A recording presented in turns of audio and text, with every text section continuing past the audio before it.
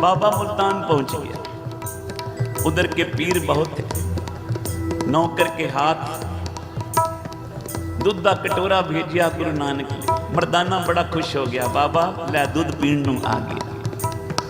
बाबा नानक बोलिया, मर्दानिया दूध पीने के लिए नहीं भेजा, इन्होंने हमें मुल्तान से निकालने के लिए दूध भेजा है। प्यार से बोलो श्री।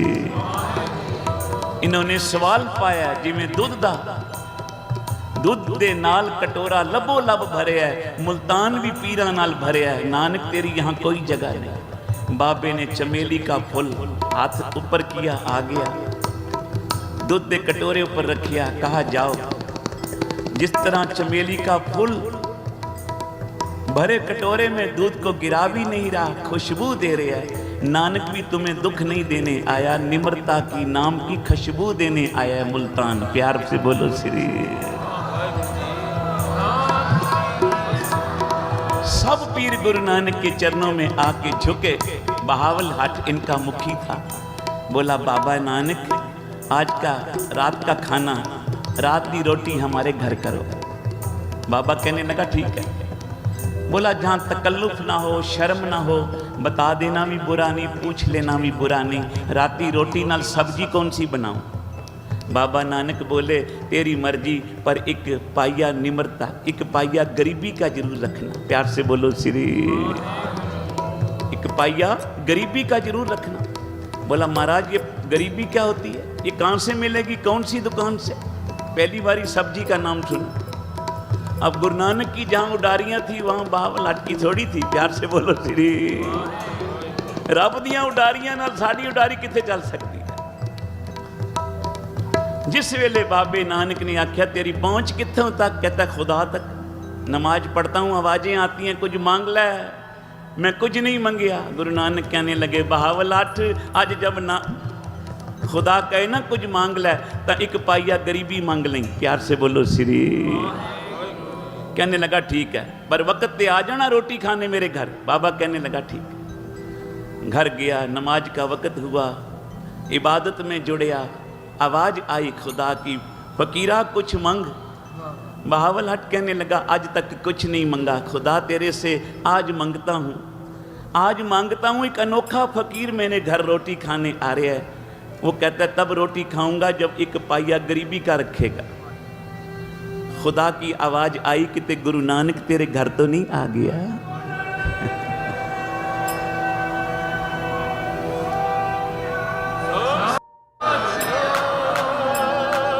गुरु नानक तो तेरे घर नहीं आ गया? बोला मैंने ही उसको बुलाया। वो बोलता है तब रोटी खाऊंगा जब एक पाइया गरीबी रखे साथ। साथ संगत, गरीबी का मतलब भूखमरी नहीं। गुरु नानक के घर में गरीबी का मतलब है निम्रता, दासा भाव। कर कृपा जिसके हृदय गरीबी वसावे, नानक इहाँ मुकत आगे सुख पावे। आवाज आई रब दी, बहावल हट किते नानक तेरे घर तो नहीं आया? कहने लगा मेरे ही घर आया है।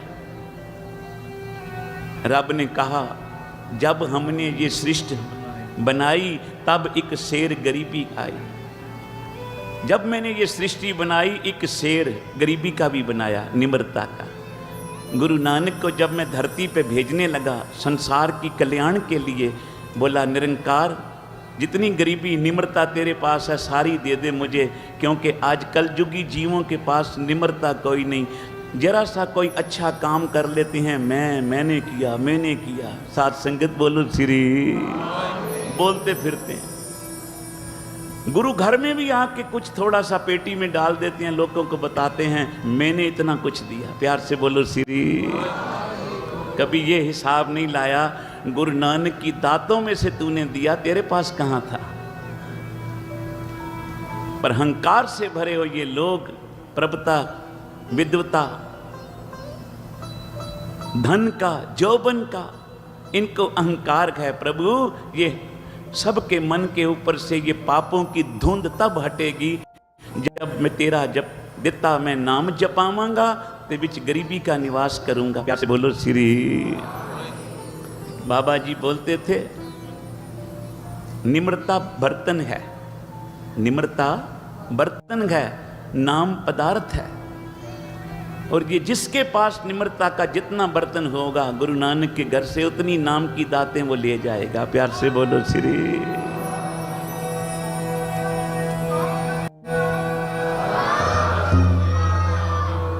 गुरु नानक जी आ गए शाम को वक्त पे रोटी पे। इधर रब बोल रहा है, फकीरा जब हमने ये सृष्टि बनाई तब एक शेर गरीबी आई, 3 पाव नानक ले लीनी, 1 पाव पाछे रख दी। 3 हिस्से तो पहले ही ले गया। बोलता 3 हिस्सों से कम काम नहीं चलेगा। बड़ी मुश्किल से मैंने 1 हिस्सा गरीबी का छुपा के रखा है। पता किस लिए? तेरे जैसा फकीर आ जाए ना मांगने, उसको एक किनका दे देना। हैरान हो गया, मैं एक किनके के लायक नहीं, और गुरु नानक के पास निरंकार के खजाने के 3 हिस्से। प्यार से बोलो श्री। अखां खुल गई। जब गुरु नानक जी आए तो बहावल हठ डंडोत विच पै गया। बाबा मुझे बख्श, मैनू क्या पता कि खुदा आज मेरे ही घर आ गया है नानक के रूप में। चरण पकड़ के बहावल हट की आखद है, तन नानक तेरी वड्डी कमाई। बोलो जी बोलो।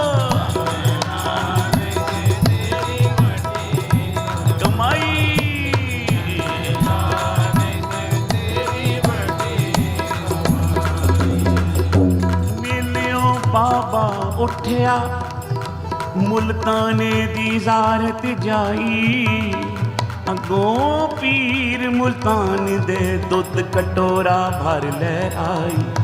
बापे कट कर बगल ते चंबेली दुध विच मिलाई, जो सागर विच गंग समाई। भाई गुरदास जी कहते हैं, जो सागर विच गंग समाई। धन नानक तेरी वड्डी कमाई।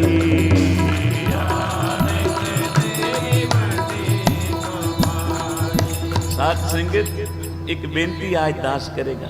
कोई तुम्हारे से पूछे ना तुम्हारा गुरु कौन है, सदगुरु कौन है, प्यार से बोला करो हमारा गुरु गुरु नानक है।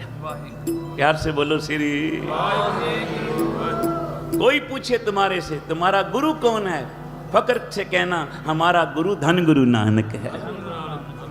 जो अपने गुरु को प्रकट करता है, सदगुरु नानक सारे संसार में उसको प्रकट कर देते हैं। जिन नानक सतगुरु पूजिया तिन हर पूज करावा। श्री गुरु ग्रंथ साहब महाराज को बाबा नंद सिंह जी ने गुरु नानक जान के पूजिया, ते धन गुरु नानक ने सारे जगत में बाबे नंद सिंह की जय जयकार करा दी। प्यार से बोलो श्री। आइए तो बाणी विच आखिया है, संतां के कारज आप खलोया, हर कम करावन आया। लाओ हाजरियां। संतां के कारज, वाह वाह। हर कम करावन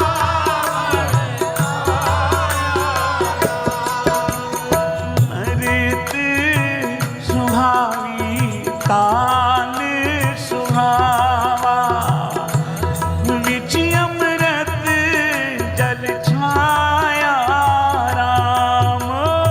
कर सुहावी ताल सुहावा, जल छाया। संतां के कारज आप खलोया, हर कम करावन आया राम। वाह वाह। हर कम करावन आया राम।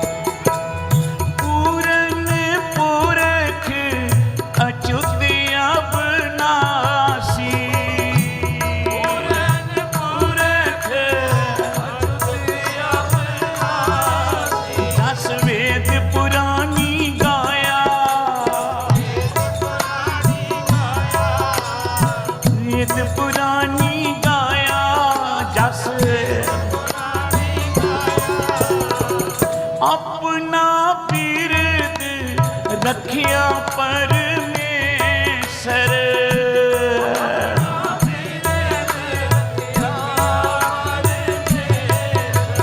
नानक नाम त्याया,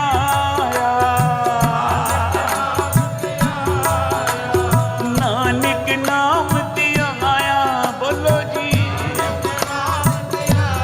वाहेगुरु वाहेगुरु, वाहेगुरु वाहेगुरु, वाहेगुरु वाहेगुरु।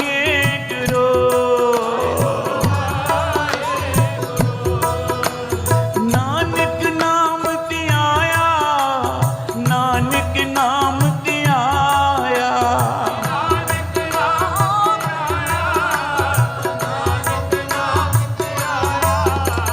संतां के कारज आप खलोया, हर कम करावन आया राम।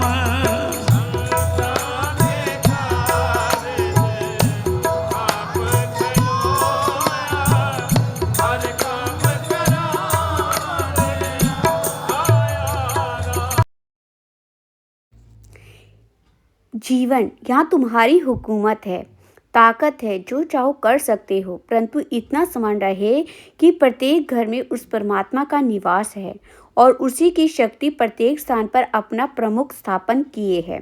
इस स्थान पर तुम्हारा अधिकार एक भ्रांति है तथा स्वपन तुल्य है। यहाँ भाषा भी तुम्हारी है, वह भी स्वपन समान है। हिंदू जनता तुमसे भयभीत रहती है, परमात्मा की आज्ञा है। धर्म ही मुझे प्यारा है, देख देख सभी वह धर्म की ही चलेगी। संसार में सभी वस्तु बनती है, परंतु भाग्य के बिना उनका मिलना नहीं होता। हिस्सा अर्थात कामना इसका स्वभाव बढ़ना ही है। जो इसे बढ़ने से रोकता है वही शूर है। काम क्रोधादिक इस जीव के अत्यंत शत्रु है। जो इसको नाश करते हैं वह जीव बुराई का परिणाम बुरा है तथा भलाई का परिणाम भला है। उस प्रभु के दरबार में किसी भी लालच अथवा सिफारिश के लिए कोई स्थान नहीं है।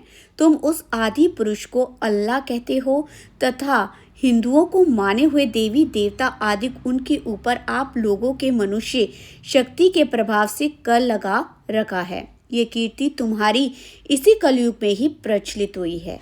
पूजा बांग मुसला और जो नील रूप है ये बनहारी जी का है, वही आपके घर घर में रमा हुआ है। इस समय इस प्रदेश की चारों दिशाएं आपसे झुकती हैं, क्योंकि तुम्हारे हाथ में शक्ति उसी परमात्मा की देन है। तुम इस समय के राजा हो। जो हिंदू है वह आप लोगों की प्रजा के समान है। मैं नानक चारों कुंटों की यात्रा करके आ रहा हूँ। मैं तो चाहता हूँ कि आप परमात्मा मुझसे क्षण भर भी दूर ना हो। जीवन ने प्रभावित होकर कहा, ही नानक जी, तुमने तो चारों पुस्तकों को पढ़ा है, हमने तो केवल एक ही को देखा है। तब गुरु नानक देव जी ने कहा, है जीवन, फिर भी उस अपार का पारा किसी को पाया नहीं गया। पृथ्वी और आकाश सारा संसार बाबा आदम का ही शरीर है। ये बिल्कुल सत्य है कि सारा ब्रह्मांड, धरती, आसमान, चांद, सूर्य आदि सभी उसी विराट का तुरंत अंश है। उस आलम कबीर से सभी आलम शरीर उत्पन्न हुए हैं। तमाम सामाजिक वस्तु उसी के गुण गा रहे हैं। हिंदू मुसलमान उसी के हैं। मैं उसी की आज्ञा से यहाँ आया हूँ। आप लोगों सभी ईश्वर के बनाए मानो। वैर विरोध मन से दूर करो। हराम हलाल का अनुभव ये सिखाता है कि मन मर्जी सदैव बुरी है। सत्य पुस्तकें कुछ और शिक्षा देती हैं तथा संसारी जीव कुछ और ही कर्तव्य करती हैं। हे ईमान, तुझे अपनी संभाल स्वयं करनी चाहिए तथा संसार का भ्रमण करके देख कि यहाँ क्या क्या तमाशे हो रहे हैं। प्रत्येक जीव शिष्टाचार की रक्षा कर। हे मुल्ला जीवन, हम तो संसार की इस अवस्था को देखकर हैरान रह गए हैं। जो कुछ पीछे आगे हुए हम महापुरुषों ने शिक्षा दी है, उसको हमने जानबूझकर भुला दिया तथा मन मर्यादा पर कमर बांधे चले आ रहे हैं। यदि हम उस परमात्मा का स्मरण ही नहीं करेंगे तो फिर वे अगोचर ईश्वर हमें किस प्रकार मिल सकेगा। हम लोग उस अल्लाह के होते हुए शैतान की शिक्षा पर अमल करते हैं, तो बताओ हमारा कल्याण किस प्रकार होगा। हिंदू हो मुसलमान, सभी अपने अपने कर्म के अनुसार सुख दुख और 84 लाख योनियों को प्राप्त करेंगे। मुझे परमात्मा की आज्ञा हुई है कि मैं संसारी जीवों को सन्मार्ग दिखाऊं तथा एक परमात्मा की पूजा सिखाऊं। इससे पूर्व 1,80,000 सहस्त्र पैगंबर अवतार आए और अपना उपदेश कर गए, फिर संसारी समय पाकर भूल गए और सच्चा मार्ग त्याग दिया। 4 पुस्तकों की मौजूदगी में भी आप प्रधान हो रहा है। अब मुझे उसी महान शक्ति की आज्ञा हुई है, अतः मैं प्रभु आज्ञा पालन के लिए भ्रमण कर रहा हूँ। यदि मैं ऐसा ना करूँ तो महाप्रलय होने की संभावना है। अनेक वह भी जहाँ जो दीपक जलाते जलाते स्वयं जलकर अंधकार में मिल गए और संसारी विश्वों के जाल में स्वयं फंस गए और भस्म सात हो गए। हजरत मोहम्मद जी ने अपने मजहब के 72 फिरके बांधे और 10 नाम सन्यासी तथा अनेक नाथ अनाथ रावल आए। संसार में अनेकों पंथ चलाकर चले गए तथा अफरा तफरी के निशानात कायम हो गए। करना कुछ था, हो कुछ गया। ये मुला जीवन हमें झूठ के नेस्तो नाबूद करने का हुक्म है। इसी हुक्म की तामील करवाने का संकल्प है। परमात्मा के सन्मुख एक ही मार्ग है।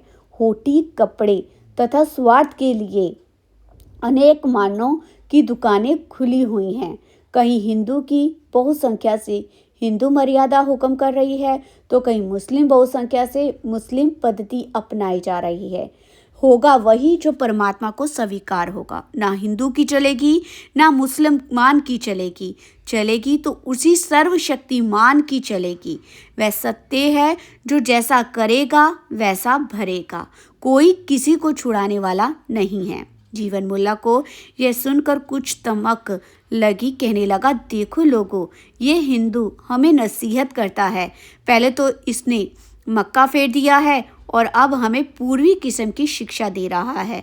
मुल्ला ने कहा, हे नानक, जो मक्का मदीना में तुझे कुफर नजर आ रहा है, ये सब का सब तुम्हारे देश से आने वाले की करतूत का नतीजा है। इधर की जमीन पाक और पवित्र है और हम लोग यहाँ जो निवास करते हैं सभी पाक दामन के हैं। इतने में काजी रुकदीन आ गया और हज का नमाज पढ़ने लगा। गुरु नानक देव जी और काजी रुकदीन का मेल हुआ तथा उनके बीच में भी वार्तालाप हुई। गुरु नानक देव जी ने, काजी साहब, हम लोग आपके दर्शनों के लिए हजारों कोस दूर से आ रहे हैं। हमारा सामना अन्य मजहब के विद्वानों से हुआ। हमारा दावा है कि लिखने और पढ़ने के सभी कभी कल्याण नहीं होता जब तक इंसान उस पर अमल ना करे। यही उसी परवरदिगार का हुक्म है। यह जमाना अंतिम है। इस जमाने में सिवाय ईश्वर की बंदगी के और कोई भी चारा नहीं। बंदगी और नेक अमल, ये दोनों चप्पू इंसान की नौका को पार लगाने वाले हैं। हमने आपके साथ एक दो बातें परमार्थ की करनी थी, सो ईश्वर ने समय दे दिया है। मक्का मदीना गंगा जमुना किसी भी स्थान पर नेकी और बंदगी काम आएगी। यह निश्चय किया हुआ मेरा मत है। यदि किसी पवित्र स्थान पर यह इंसान बुराई करे तो उसे बुराई का ही फल मिलेगा। मुझे पूछा गया कि तुम कौन हो। मैं हैरान हूँ कि मैं उत्तर क्या दूँ। बाबा, मैं इंसान ही हूँ तथा उस परमात्मा की आज्ञा से आया हूँ तथा उसी का होता हुआ उसी का ही रूप हूँ। हिंदू मुसलमान तो यहाँ के बखेड़ों का नाम है। मैं पाक जात होता हुआ अपने निकट नापाकजी को क्यों जाने दूँ। स्वतंत्र और लाम हिंदू होता हूँ। प्राधीन और सीमा वृद्ध क्यों बनने लगूं। अरबों का स्वामी लखपति क्यों बने। फिर मैं सर्वदेशी ईश्वर को मानने वाला उस परमात्मा को एक स्थान पर क्यों मानूं।